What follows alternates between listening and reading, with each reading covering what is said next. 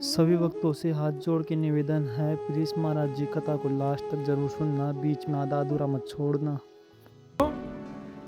ठाकुर जी का स्वरूप यदि वेद और पुराणों में आप देखेंगे तो वह स्वरूप ठाकुर जी का बिल्कुल अलग है, लेकिन वही वृंदावन रस चर्चा में देखेंगे तो वहां के ठाकुर जी अलग हैं। रसखान कहते हैं ब्रह्म में ढूंढो पुराणन गायन, ना ही बतायो लोग लुगायन। मैंने सब जगह पर ब्रह्म को ढूंढा, मुझे वो नहीं मिले। तभी मिल गए। बोले कहां मिले? देखो दिरो एक कुंज कुटीर में रयो पलोटत राधिका पायन। तभी मैंने कुंज में जाकर के देखा तो रत्न सिंहासन पर किशोरी जी बैठी हैं और उनके श्री चरणों में अपने मुकुट अविराजित शीश को झुकाए श्री श्याम सुंदर बैठे हैं। रसखान कह रहे मैंने पहली बार पर ब्रह्म को वहां देखा। तो वृंदावन रस प्रकट ही इसीलिए किया गया कि वेद वर्णित जो श्याम सुंदर हैं, वेद वर्णित जो परमात्मा का स्वरूप है, उसको आप नहीं समझ पाओगे, उसको आप नहीं जान पाओगे। इसीलिए वृंदावन में ठाकुर जी ने ऐसा रूप धारण किया जिससे आप प्रेम कर सको। और एक बात हमारी सुनिएगा बहुत ध्यानपूर्वक, आपके मन में बहुत श्रद्धा उमड़ रही हो तो कहीं और जाओ, आपके मन में बहुत भावना उमड़ रही हो तो कहीं और जाओ, आपके मन में बहुत पुण्य की कामना उमड़ रही है तो भी कहीं और जाओ, आपके मन में प्रेम उमड़ रहा हो तभी वृंदावन आओ। वृंदावन में ना तो आपको पुण्य के लिए आना चाहिए, आपको हरिद्वार जाने से पुण्य मिलेगा। अभी अभी हमारे मध्य भगवत धाम हरिद्वार के पूज्य महाराज जी, परम पूजनीय प्रातः स्मरणीय स्वामी श्री विवेकानंद जी महाराज पधारे हैं। महाराज जी को बारंबार प्रणाम। साथ ही हमारे मध्य परम पूजनीय श्री पूज्य श्री स्वामी विवेकानंद जी महाराज के परम कृपा पात्र परम पूजनीय श्री मस्तराम बाबा जिनको कहते हैं सब लोग, ऐसे पूज्य महाराज जी पधारे हैं। आपको भी बारंबार प्रणाम। 22 नवंबर से 22 से है ना महाराज जी, 22 नवंबर से 28 नवंबर तक हापुड़ में उत्तर प्रदेश में महाराज जी के सानिध्य में ही कथा का क्रम होगा। खूब आनंद आएगा। तो पुण्य की कामना यदि आपके मन में हो कि हमारे पुण्य बढ़े तो हरिद्वार जाओ। पुण्य की कामना आपके चित्त में है, बद्रीनाथ जाओ, केदारनाथ जाओ, सारे तीर्थ धाम द्वारिका सब जगह हुआ। पुण्य की कामना हो वृंदावन मत आ जाइएगा। वृंदावन में तो आपके बच्चे कुछ पुण्य और छीन लिए जाएंगे। वृंदावन कमावे की जगह नहीं है, वृंदावन तो लुटावे की जगह, छिनवावे की जगह है। और जगह जाकर के तो देवताओं से वरदान मांगे जाते हैं, पर वृंदावन में जाके तो स्वयं को दिया जाता है। राधा रमण हम आपकी शरण, हे राधा वल्लभ हम अब आपके हैं। वृंदावन में मांगना नहीं चाहिए। और सुनो रे भैया, जो वृंदावन जाके बिहारी जी, राधा वल्लभ, राधा रमण, दामोदर आदि इन सबंते मांगे, बहुत गलत कर रहे हो भैया। वृंदावन को ये स्वरूप नहीं है। हमारो लाला देवे वारो नहीं है, हमारो लाला तो लेवे वारो है। सब ले ले,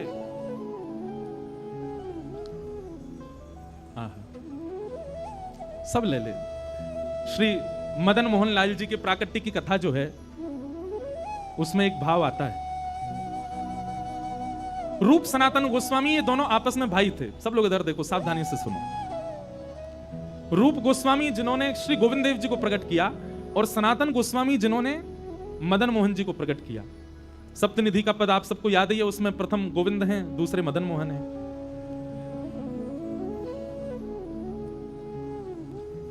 तो रूप सनातन गोस्वामी जो थे ये बांग्लादेश के गौड़ देश के परम विद्वान परम बीतराग दो वैष्णव हैं। बहुत ध्यान से सुनो।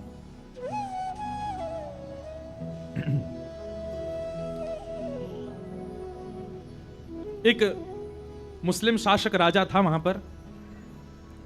तो आप दोनों ने, आपके पिताजी ने इतना पढ़ा लिखा करके विद्वान किया दोनों को कि आप भविष्य कथन करते थे। एक राजा को इन्होंने कह दिया कि तुम भविष्य में चल करके बादशाह बनोगे।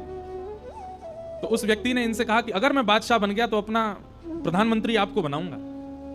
और बात सत्य हुई। कुछ समय बाद वो व्यक्ति बादशाह बन गया। तो उसने रूप सनातन गोस्वामी जी को मंत्री पद दिया, अपने यहां अलग अलग पद दिए। उससे हमारा प्रयोजन नहीं। पर रूप सनातन गोस्वामी इतने वैभवशाली थे, आपके पास में ऐसा कुछ भी नहीं है संसार में जो नहीं था। धन संपत्ति परिवार सबसे संपन्न थे। बस एक दिन की बात, दो कारणों से आप वृंदावन चले गए। और वो दो कारण कौन से हैं? पहला कारण, एक बार आप लोग दोनों हिसाब किताब कर रहे थे। तो हिसाब किताब करने में इतना समय लगा कुछ हिसाब बैठ नहीं रहा था। दोनों थक गए तो एक सेवक को बुला करके आपने कहा कि सुनो हमारे लिए शरबत बना के लाओ। तो सेवक गया शरबत बनाने के लिए, तो शरबत में चीनी की जगह, बूरा की जगह मैदा डाल लाया और मैदा मिला करके इन दोनों को पिवाई दिया।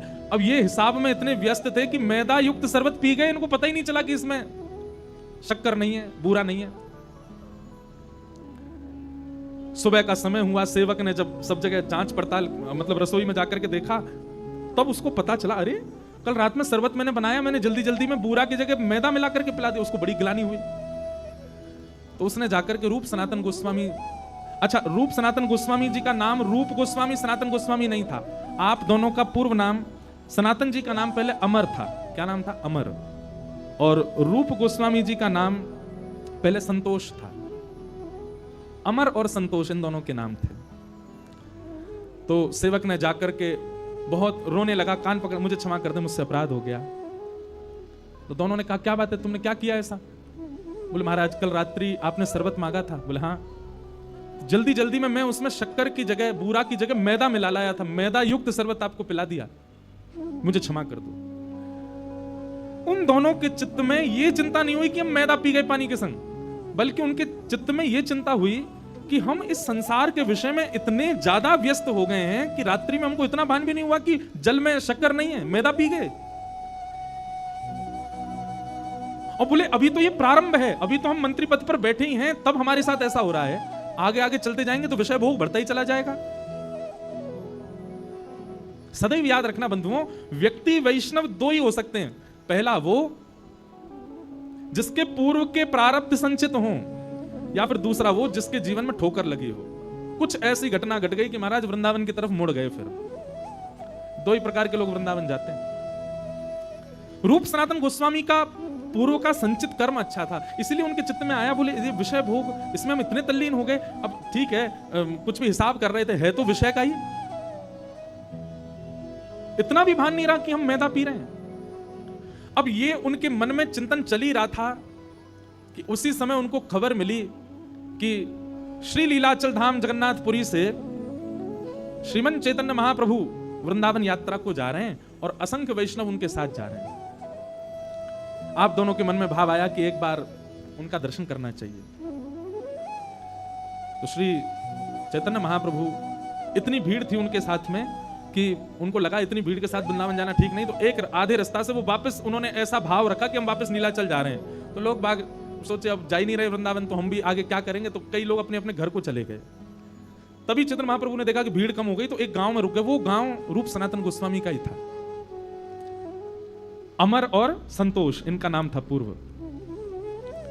आप दोनों गए चैतन्य महाप्रभु के श्री चरणों में जाकर के आपने प्रणाम किया और प्रणाम करके कहा कि महाराज अब ये संसार का विषय हमको भाता नहीं है, संसार के विषय भोग से हमारा मन उठता जा रहा है, हम क्या करें। तब चैतन्य महाप्रभु ने आपको ज्ञान उपदेश किया और ज्ञान उपदेश करते हुए चैतन्य महाप्रभु बोले कि मैं तुम्हारे लिए ही आया हूं, मैं तो वृंदावन जा रहा था, पर तुम दोनों पर अनुग्रह करने के लिए ही मैं वापस लौटा और इस गांव में रुका हूं। तुम दोनों सदा से मेरे हो, तुम्हारी स्थिति ये नहीं है, तुम्हारी गति ये नहीं जो तुम कर रहे हो, तुम्हारी गति तो वृंदावन है, तुम्हारी स्थिति तो वृंदावन है। जितना शीघ्र हो सके वृंदावन चले जाओ। तो हम सनातन गोस्वामी के विषय में पहले चर्चा कर रहे हैं, मदन मोहन लाल जी के। तो रूप गोस्वामी जो थे वे तो एक ही प्रवचन में ऐसे हो गए कि उन्होंने राजा के आना जाना ही बंद कर दिया और अपने एक भाई को संग लेकर के वो वृंदावन चले गए। लेकिन रूप गोस्वामी के वृंदावन जाने से राजा को इतना क्रोध आया, उसने सनातन गोस्वामी को अपने यहां कैदी बना लिया। ठाकुर जी ऐसे ही प्रकट नहीं हो जाते, ऐसे ही नहीं मिल जाते। बहुत पापड़ बेले हमारे आचार्यों ने, बहुत कष्ट सहा आचार्यों ने, तब जाकर के सप्तनिधि प्राप्त हुए हमें। एक भाई चला गया वृंदावन और उस भाई के छोड़ के जाने के क्रोध में राजा ने सनातन गोस्वामी को अपने यहां बंदी बना लिया। रूप गोस्वामी को जब ये बात पता चली तो पीड़ा तो उनको बहुत हुई, लेकिन बोले अब मैं क्या करूं। पत्र लिख करके भेजा, बोले भैया किसी भी प्रकार से जो आप कर सको आप वहां से निकल करके वृंदावन आ जाना। एक समय आया, फिर वो लंबी कथा है कि सनातन गोस्वामी जैसे तैसे निवृत्त होकर के वृंदावन आ गए। आप श्री को जब वृंदावन आए तब पता चला कि रूप के तो गोविंद देव प्रकट हो गए, रूप गोस्वामी के भक्ति भाव से श्री गोविंद देव जी प्रकट हो गए। सनातन गोस्वामी जी को बहुत विरह हुआ कि नाथ आप रूप से ज्यादा प्रेम करते हो, उसको आपने एक ही प्रवचन में वृंदावन बुला लिया, उसको बंदी भी नहीं बनना पड़ा, और वृंदावन आकर के इतने वर्षों तक यहां भजन पूजन करके आपने प्रकट होकर के अपनी सेवा भी दे दी। मुझ में क्या कमी, मेरा मन भी तो शुद्ध है, मेरे मन में भी तो भाव है, आप मेरे लिए कब प्रकट होगे? यह विरह भावना प्रकट हुई। इसी भावना से आपने चैतन्य महाप्रभु के श्री चरणों में प्रणाम करते हुए निवेदन किया, आचार्य प्रवर कुछ ज्ञान प्रदान करें। तब 10 दिन तक महाप्रभु जी का प्रवचन संग किया उन्होंने, और महाप्रभु जी बोले कुछ नहीं, बस तुम चिंतन किया करो, नित्य नेत्र बंद करके ठाकुर जी से ही पूछा करो कि वो तुम पर अनुग्रह कब करेंगे, अपने आप ठाकुर जी तुमको कृपा करके सेवा प्रदान करेंगे। सनातन गोस्वामी, अच्छा रूप सनातन ये नाम चैतन्य महाप्रभु ने ही रखे थे दोनों के।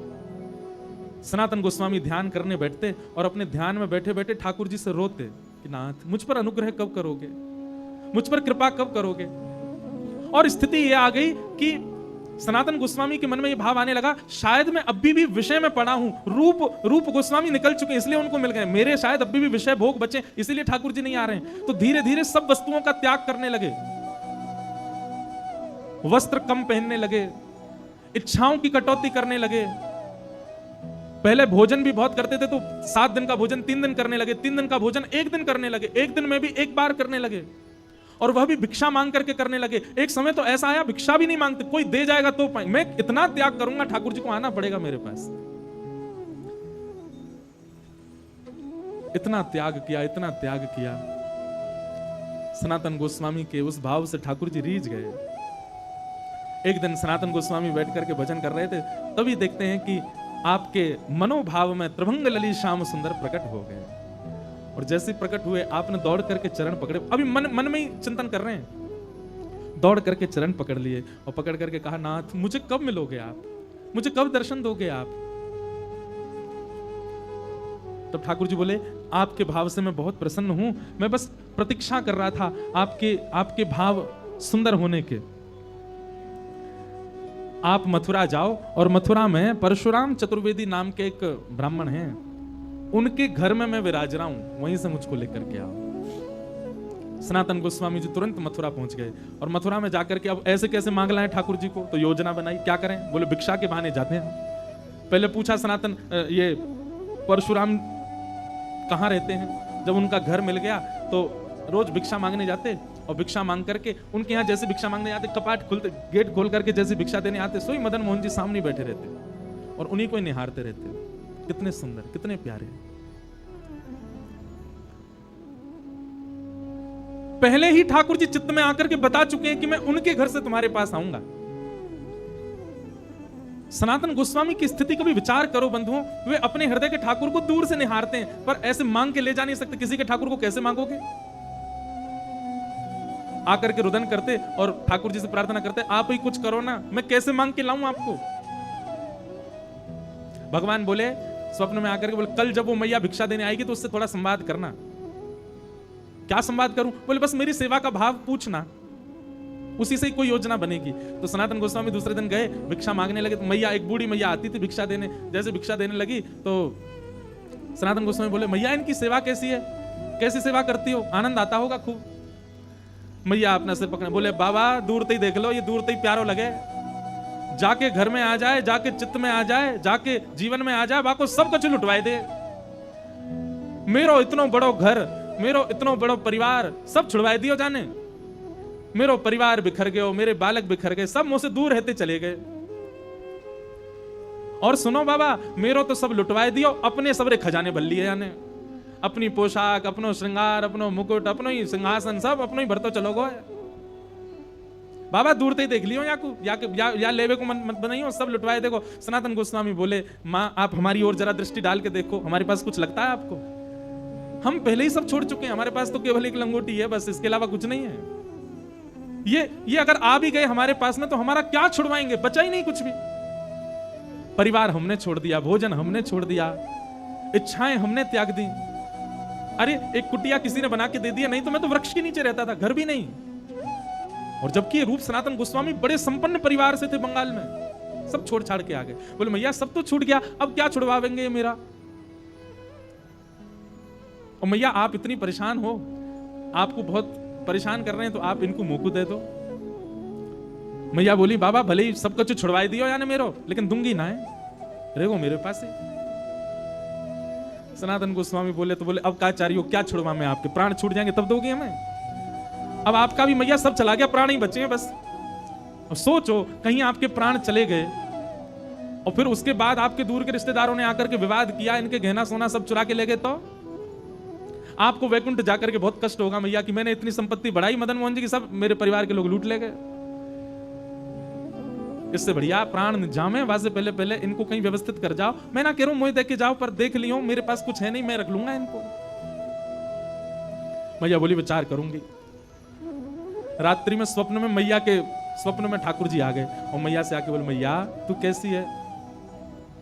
बोले इतने वर्ष है गए मुझे सेवा करते भय, आज तक स्वप्न में आके तुमने यो ना पूछी कैसी है। पति चलो गो, परिवार चलो गो, बालक चले गए, सब संपत्ति चली गई मेरी, कभी नहीं पूछ, अब क्यों पूछवे आए हो, कहा चाहिए सीधे सीधे बताओ।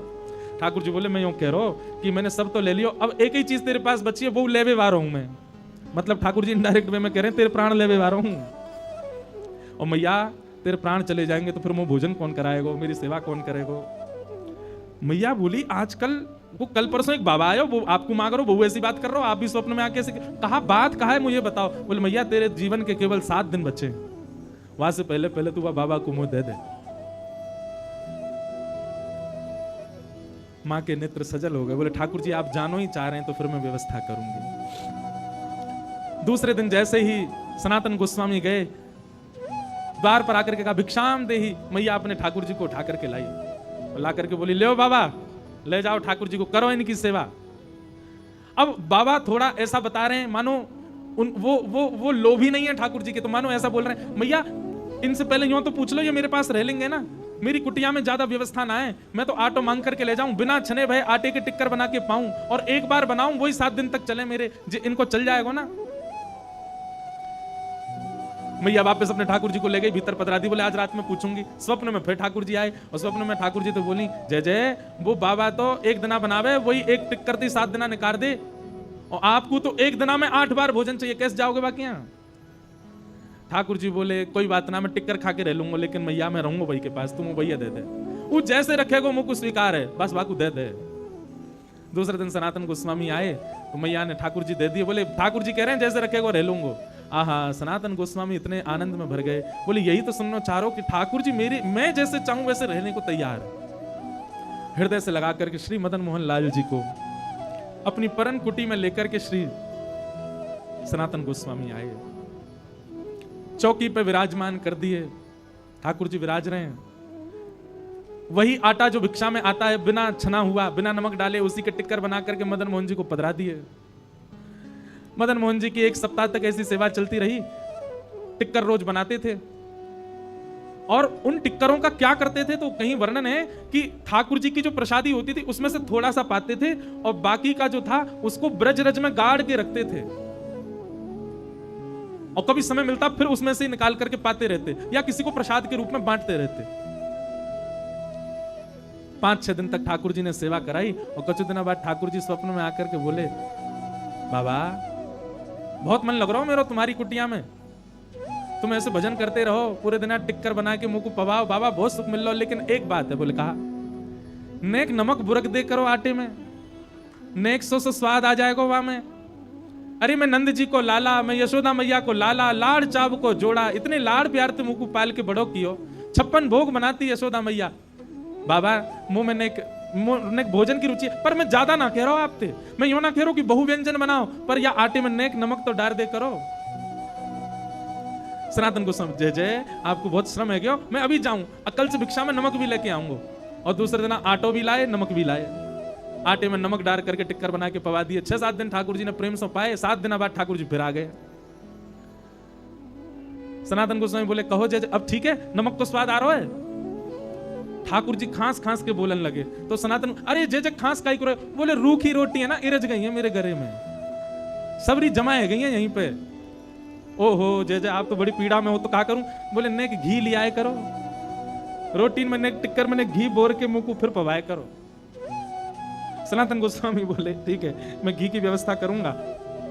कहां पहले सब छुड़वा दिया सनातन गोस्वामी, वस्त्र तक उनके छुड़वा दिए, परिवार छुड़वा दिया, बहु व्यंजन छुड़वा दिए, और अब धीरे धीरे सब ला रहे हैं उनके घर में। पहले आटो आ गयो, फिर नमक आ गयो, फिर घी को डिब्बा आ गयो। 7-8 दिन तक ठाकुर जी ने प्रेम से पायो। फिर ठाकुर जी प्रकट है गए मन में, जय जय अब तो नमक भी डाल रहा हूं, घी भी चुपड़ रहा हूं, अब खा चाहिए। ठाकुर जी बोले मैं कछु ज्यादा ना मांग रहा हूं, मैं तो यूं कह रहा हूं आप कंडा जराई करके वही पर टिक कर सेकें। अमू को लगा कंडा बेचारे बहुत देर तक ऐसे ही रह जाएं, उनमें कछु और भी बन सके। आप एक आलू लियाए करो और जैसे ही कंडान की अग्नि समाप्त हो तो भुनवे डाल दे करो। जैसे ही कंडान में आलू भूल जाएंगे उनको बढ़िया छिलका उतार के नमक रह भैया नमक डाल के और बाकी चटनी बना के मुंह पवाए दे करो।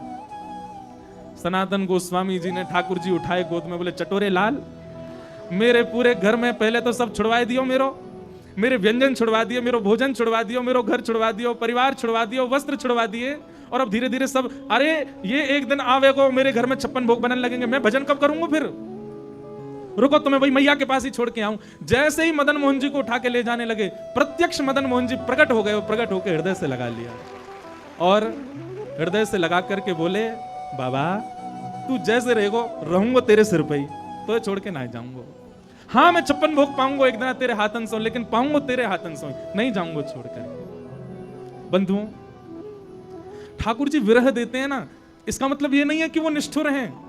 ठाकुर जी संबंध छुड़वाते हैं, मित्र छुड़वा देते हैं, संसार के विषय भोग छुड़वा देते हैं, इसका मतलब ये नहीं कि वो निष्ठुर हैं। वो चाहते नहीं आपको कि आप किसी के संग रहो, ऐसा नहीं है, केवल परीक्षा ले रहे हैं। लेकिन आपने ठाकुर जी के द्वारा दी गई हर स्थिति को स्वीकार कर लिया तो ठाकुर जी उससे इतने प्रसन्न हो जाएंगे कि जैसे सनातन के हृदय से लग गए वैसे हमारे हृदय से लग करके ठाकुर जी कहेंगे जैसे रखेगो रहूंगा तेरे संगे। ऐसे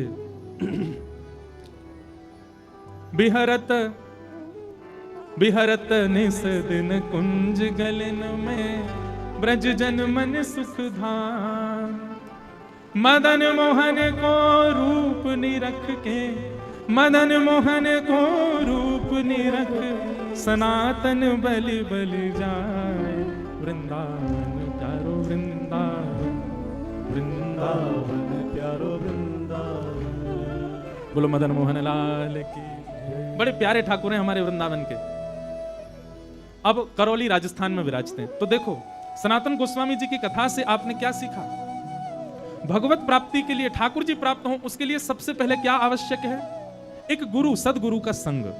चैतन्य महाप्रभु यदि कभी सनातन गोस्वामी के जीवन में नहीं आते तो शायद उनको कभी भगवत प्राप्ति नहीं होती। लेकिन गुरु कैसा होना चाहिए, गुरु वही जो हरि सो मिलावे, गुरु वही जो वृंदावन में बसावे, गुरु वही जो हरि की राह दिखावे, जो भगवत भावों को आपके चित्त में स्पष्ट करे, वो गुरु होना चाहिए। ऐसे गुरु सनातन गोस्वामी को प्राप्त हुए। तो सबसे पहले गुरु आश्रित। और गुरु आश्रय भी कैसा, चैतन्य महाप्रभु ने कहा कि वृंदावन चले जाओ तो अपनी राजकीय संपदा को छोड़ करके चले गए वृंदावन। रूप सनातन गोस्वामी जी का जब मैं चरित्र पढ़ रहा था तो उनके परिवार के बारे में भक्तमाल जी में ऐसा वर्णन किया है, उस काल में उस समय में वहां सुख था उनके पास जो बड़े बड़े राजाओं के पास नहीं था, सब छोड़ करके आ गए वृंदावन। और यह बात स्पष्ट है, जाके चित्त में यह भावना हो कि हमें श्री राधा रमण प्रत्यक्ष मिले तो हरिराम व्यास जी की इस पंक्ति को याद रखिएगा, कनक कूट को टिक लग तजिए भजिए कुंवर कन्हैया, वृंदावन सा चौधन भैया। जब तक आपके जीवन में वृहद त्याग नहीं होगा तब तक ठाकुर जी नहीं मिल सकते। ये बात लिख लीजिएगा। हम लोग नेक नेक से त्यागन पे ठाकुर जी को मांग रहे हैं। ठाकुर जी आपके लिए मैंने जो है प्याज लहसुन छोड़ दी, ठाकुर जी आपके लिए मैंने व्यसन करना छोड़ दिया, आपके लिए मैंने ये सब करना। आप केवल जिह्वा की वस्तुओं के त्याग कर पा रहे हैं। भगवत प्राप्ति के लिए त्याग पूछना भी नहीं है, बस त्याग दो। बोले जा से मुझे ठाकुर जी मिले, मुझे वो करना है। मीराबाई का जो पद आप सब गाते हैं, मैं बैरागन होंगी, उस पद में जो अंतरा है उसमें क्या कहती है मीराबाई,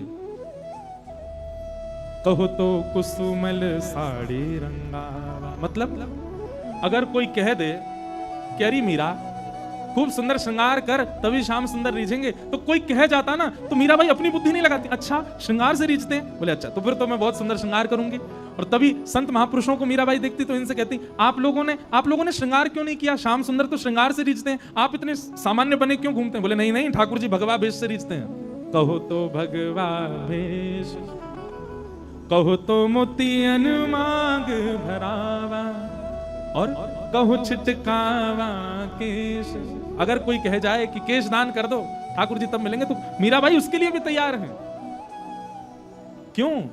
जिन भेषा मारो सावरो रीझे, जिन भेषा मेरो गिरधर रीझे, मैं सोही भेष धरूंगी हो, मैं तो सोही भेष धरूंगी हो, मैं बैरागन हूँगी, मैं बैरागन हूँगी, ओ मैं बैरागन हूँगी, मैं बैरागन हूँगी, तो भला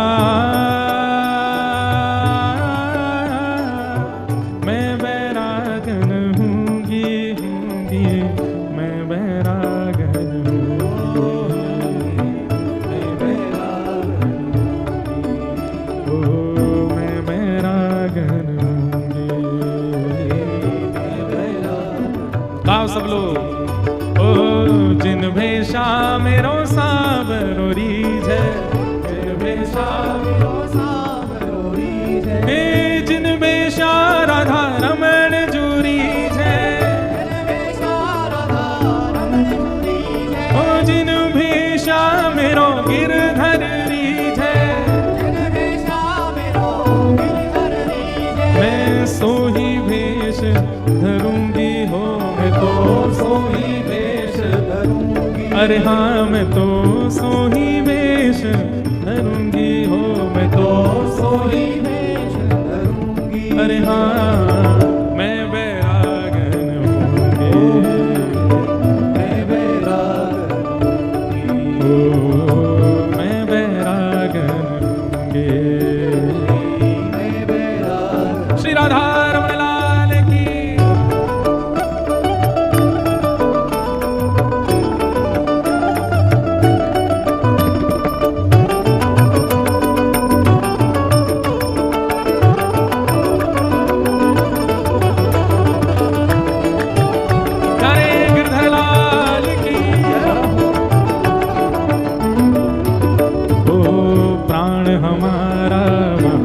बसत है प्राण हमारा वहाँ बसत है, ओ प्राण हमारा वहाँ बसत है, प्राण हमारा वहाँ बसत है, ओ यहाँ तो खाली को, यहाँ तो खाली को। सही बताइए, आप सब लोगन के प्राण वृंदावन में ही बसे ना, बस शरीर ते रह रहे हो चंडीगढ़ में है, प्राण तो सबन के वृंदावन में ही है। ओ प्राण हमारा वहाँ बसत है, प्राण हमारा वहाँ बसत है, ओ यहाँ तो खाली को,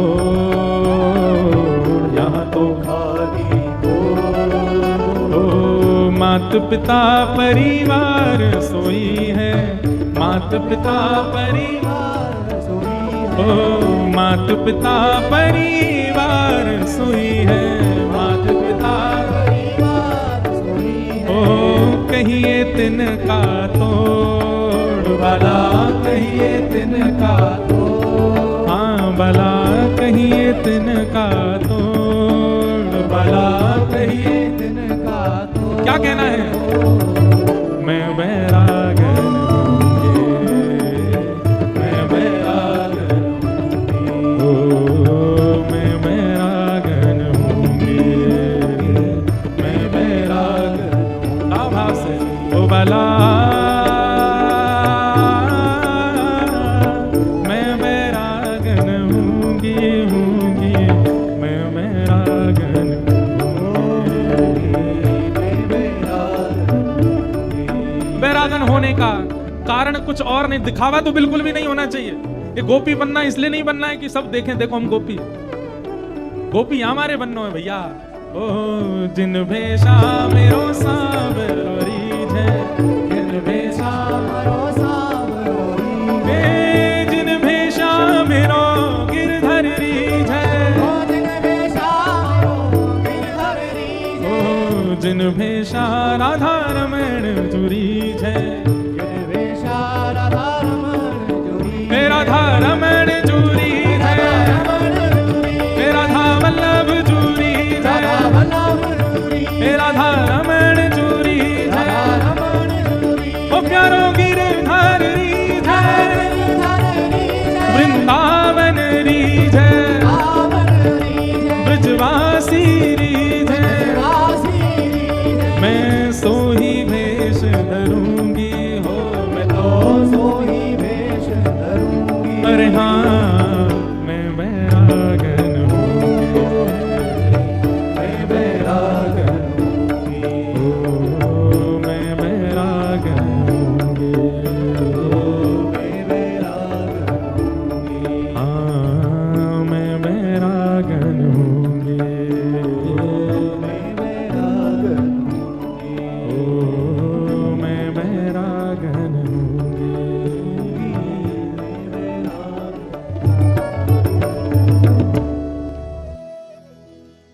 आपको ये कथा अच्छी लगी हो और ऐसी ही कथा आगे प्राप्त करने के लिए प्लीज़ चैनल को सब्सक्राइब ज़रूर कर दीजिए। आप सभी को जय श्री राधे कृष्ण।